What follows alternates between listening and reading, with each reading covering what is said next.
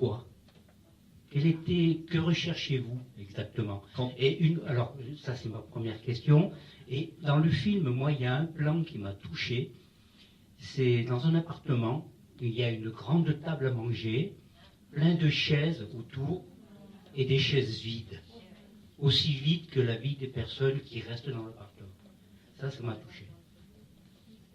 Alors, la première question, la recherche de l'appartement, c'était pour tourner un court-métrage, et qui racontait l'histoire d'une vieille dame qui vit seule au son de ses voisins, mais à qui plus personne ne parle.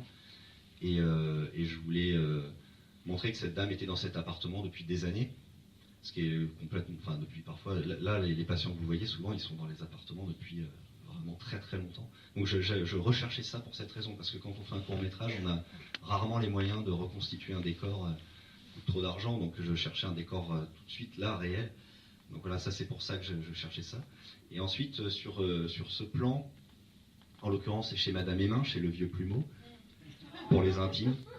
Et c'est vrai que moi aussi ça m'a bluffé cette table.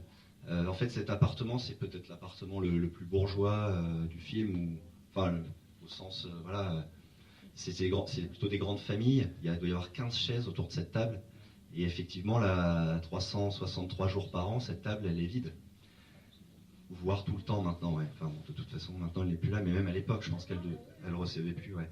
Et en effet, au même titre que tout un tas d'objets inertes que je montre dans le film, c'est une façon de raconter les gens, raconter leur vie, en faisant un clin d'œil et en évoquant cette vie à travers un objet, une photo et une table vide, mais qui ne l'a pas été toujours, forcément.